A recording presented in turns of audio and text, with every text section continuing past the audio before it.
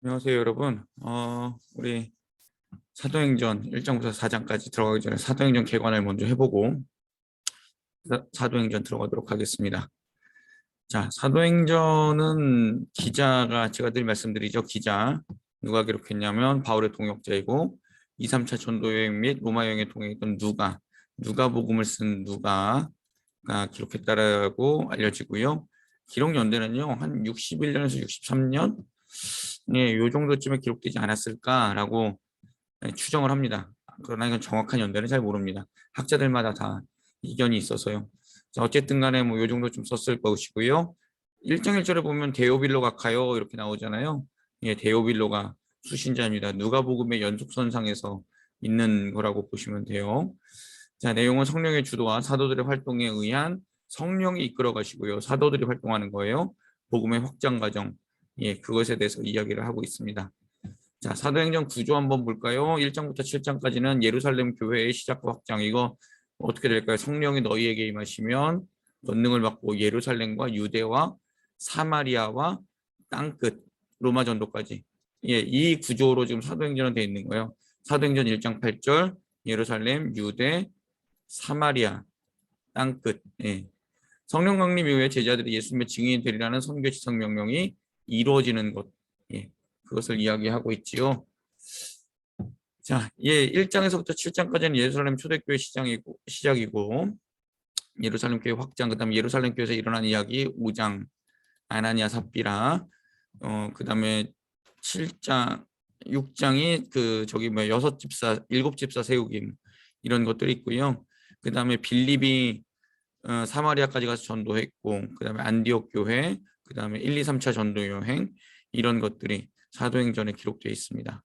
1장 볼까요? 예수님 승천인데요. 예수님 부활하고 세상에 계신 기간은 40일이었습니다. 자, 6월절 40일 더하기 열흘 동안 기도했다. 오순절. 이게 딱 맞는 거예요. 자, 하나님 나라의 일을 말씀하셨고요. 3절. 하나님 나라의 일은요. 성령이 이뤘다 하나님의 역사. 예, 그래서는 성령이 임하시면 너희에게 임하시면 하나님의 그 나라가 확장될 거야라고 했던 그런 것들이 여기에 이제 기록되어 있죠. 예수님 제자들에게 뭐라고 부탁하셨냐면 예루살렘 떠나지 말고 약속한 것 뭘까요? 내가 올라가면 성령 줄 거야. 예, 그 말씀하신 것을 기다리라.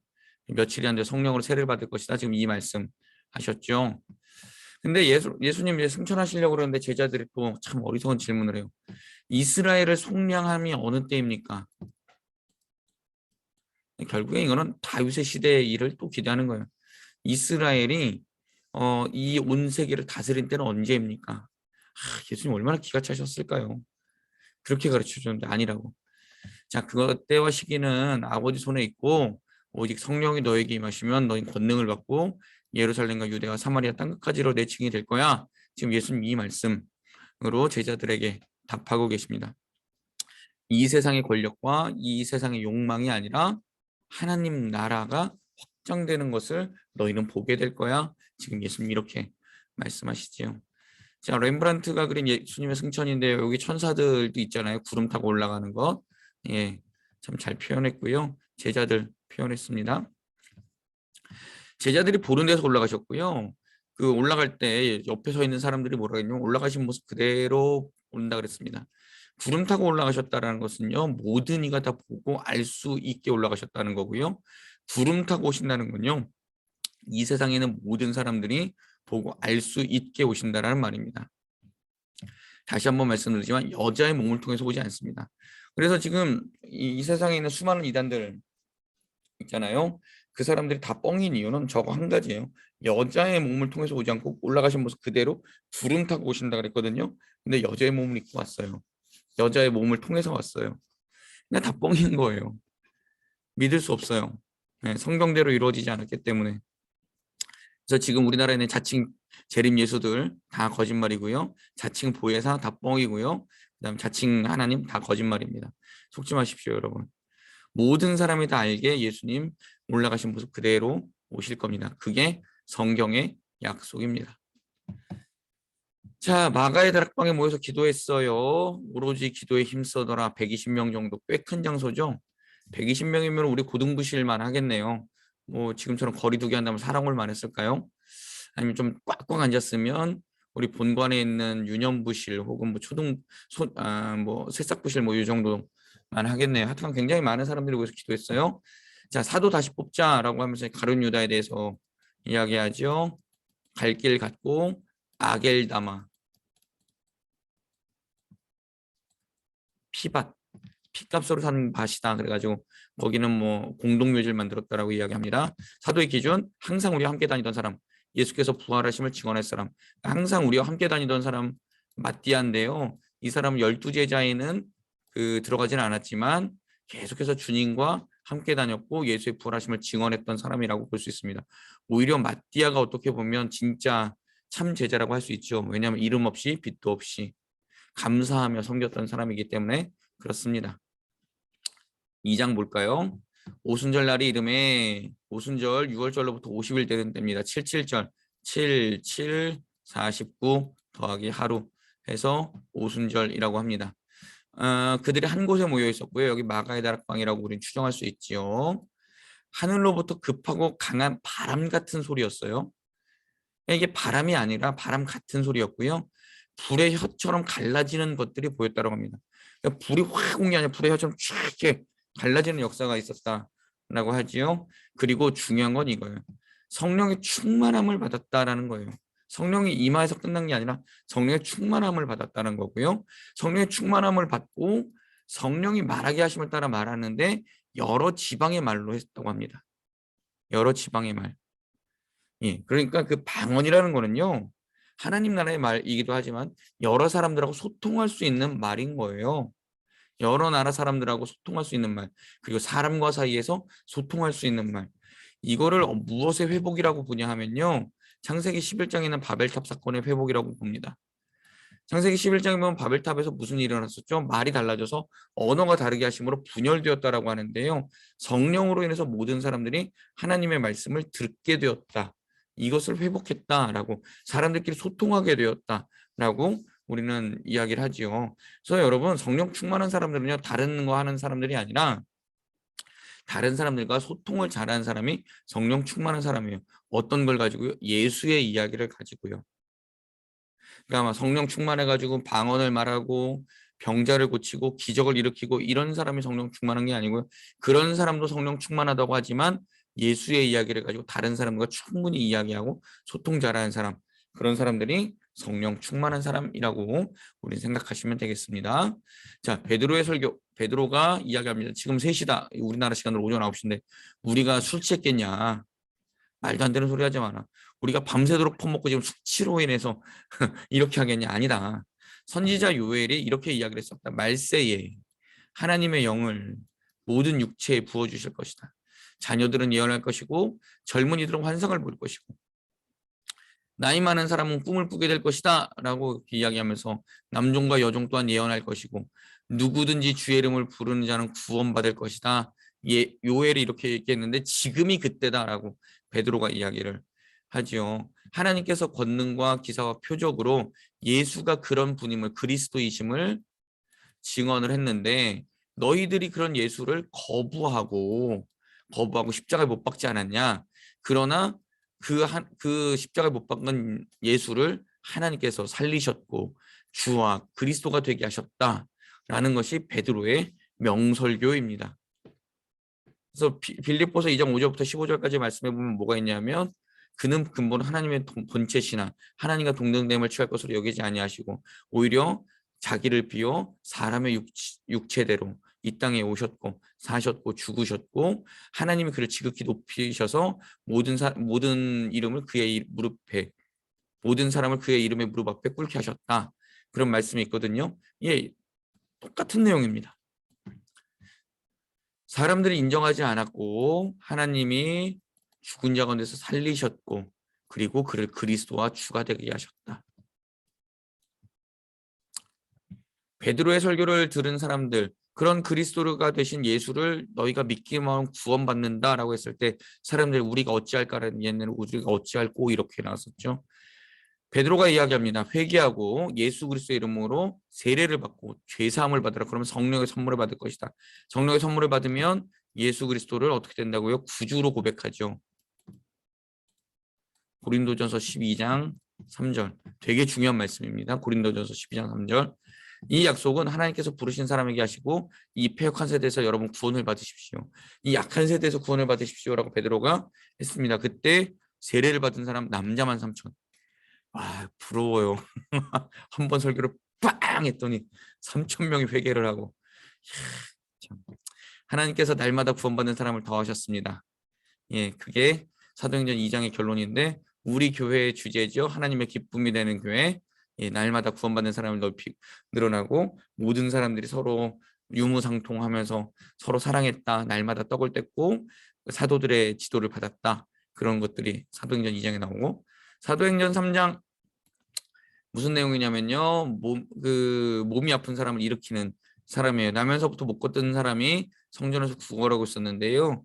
우리를 보라고 베드로와 요한이 이야기했습니다. 못 걷는 사람의 시선은요. 거기서 그들을 봤을 때 요한과 베드로를 보고 할 때는 그냥 대충 본 거예요. 이렇게 허여멀건한 시선으로 무엇을 얻을까 그냥 그렇게 본 거예요. 그랬는데 베드로와 요한의 시선은 열중해서 주목해서 관찰해서 본 거예요. 아, 이 사람에게 주님의 은혜를 그렇게 하면서 베드로는 여러분 또 어떤 시선으로 봤을까요? 그 빌라도의 법정에서 예수님과 마주쳤던 그 시선.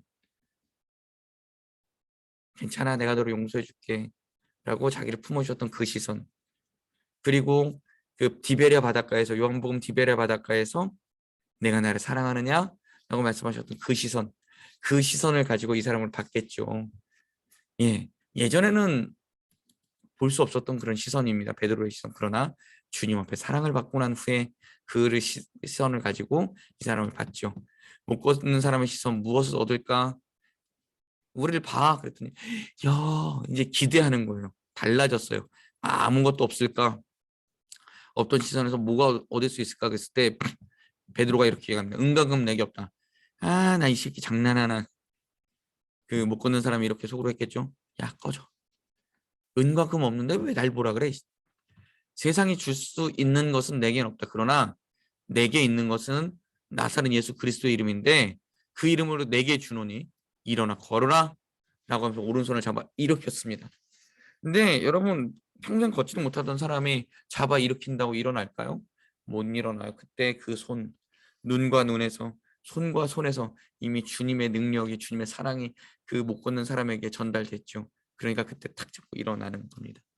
베드로의 행동 오른손을 잡고 일으켰을 때 발과 발목에 힘을 얻고 뛰어서서 걷고 이게 중요해요. 성전에 들어감. 매일마다 성전문을 보면서 여러분 어떤 생각했을까요? 나도 저기 들어가고 싶다. 처음엔 그랬겠죠? 좌절했어요. 그런데 얼마나 그 마음속에 들어가고 싶었던 것이 있었으면 제일 먼저 성전에 들어갔을까요? 거기서 하나님을 찬양했다고 합니다. 걷기도 하며 뛰기도 하며 하나님을 찬양했다. 하나님, 저도 하나님 백성입니다. 저도 하나님이 구원해 주셨습니다. 하나님, 저도 하나님의 사람입니다. 이러면서 뛰기도 하고 걷기도 하며 하나님을 찬송했죠. 수많은 사람들이 놀랐어요. 알고 있던 사람도 있었어요. 그런데 전혀 신경도 안 쓰던 사람이 갑자기 이러니까 이렇게 되는 거죠. 자, 그리고 나서 이제 솔로몬의 행각에서 베드로가 이야기합니다. 요한복음 10장에 보면 수전절에 예수님도 거기 계셨죠. 수전절에라고 하는 게 맞는 것 같아요. 베드로의 이야기. 이거는 내 개인의 경건과 권능이 아니라 하나님께서 예수를 영화롭게 하시고 그 하나님을 그 예수 그리스도의 이름으로 힘입어 내가 한 거고 빌라도가 놓아주기로 한 것 너희들 기억하지? 그러나 니들이 거부했어. 생명의 주를 너희들이 죽인 거야. 하나님이 예수를 살리셨고 그 예수의 이름으로 지금 이 사람이 성하게 되었는데 왜 너희들은 기뻐하지 않는 거야? 빨리 회개하고 돌이켜서 죄 없이 함을 받고 예수님 다시 오실 때 너희들 심판하실 거야. 모세로부터 사무엘까지 다 예수를 증언하는데 너희 어떻게 할 거야? 라고 이렇게 베드로가 이야기했는데 야, 베드로 똑똑해요. 성령 받고 나서부터 야, 이 베드로 진짜 대단해요. 자, 이제 4장은 그 일로 인해서 구박받는 그 사도들의 이야기가 나옵니다. 제사장하고요, 성전 맡은 자들하고 사두개인들이 나왔어요. 왜냐하면 시끄러워졌거든요. 네, 나와서 이제 막 뭐라 그럽니다. 베드로가 예수님에 대해서 이야기하는 것을 듣고 야, 죽은 자의 부활 전하는 것을 이 사람들이 싫어요. 왜냐하면 이 사람들은 죽은 자의 부활이 없다라고 이야기하는 사람들이기 때문입니다. 그래서 베드로와 요한을 잡아 가두었는데요. 날이 늦어가지고요. 그냥 하룻밤 두고 나서 이제 재판해요. 말씀을 들은 자 중에 믿는 사람이 많으면 약 5천 명. 누가가 의사인데요. 예, 굉장히 그 합리적으로 글을 썼을 텐데 요건 조금 이해가 안 가요. 5천 명, 3천 명, 5천 명. 다 합쳐서 이 정도 됐다는 소리겠죠. 예. 사내들인 공의회에 베드로와 요한이 섰습니다. 이스라엘 최고 권위 의회고요. 관리들, 이스라엘 관리들, 장로, 서기관들, 대제사장 가문. 이거 전에 말씀드렸죠. 이렇게 있으면 안 돼요. 안나스, 가야바, 요한, 알렉산더. 누군가 하나가 죽고 난 다음에 대제사장이 넘어가야 되는데 계속 1년에 한 번씩 지들끼리 바꿔 먹은 거죠. 사도들의 가운데 세우고 야 너는 무슨 권세야 이름으로 이렇게 한 거야? 죽을래? 거의 이런 그 표현이었습니다. 공의 앞에 제자들 성령의 충만하여 당당하게 이렇게 말하죠. 너희가 십자가에 못 박고 하나님께서 살리신 예수의 이름으로 우리는 이 권능을 행한 거다. 예수는 건축자의 버린 돌인데 모퉁이 돌이 되었다라고 하는데요. 이거는 우리가 잘 생각해야 되는데 우리는 그 머릿돌을 주춧돌 그래가지고 가운데 이렇게 놓고 시작하잖아요. 원래는 가운데 놓고 거기서부터 이렇게 퍼져나가는데 이스라엘은 코너에서부터 집을 시작해요. 코너에서부터 거기다가 이 코너에다가 머릿돌을 놓고요. 여기서부터 대각으로 이렇게 나가요. 마른 목골로. 그러니까 이 주춧돌로부터 시작을 하는 거예요. 모퉁이 돌의 머릿돌이라는 거는 거기부터 집이 이렇게 나가서 마른 모로 나가니까 거기가 시작점이 되는 겁니다. 그러니까 하나님께서 예수 그리스도를 하나님의 사람들을 만들어내는 시작점으로 만들었다. 하나님께서 인정하셨다라는 것이 모퉁이의 머릿돌이 되었다라는 뜻입니다.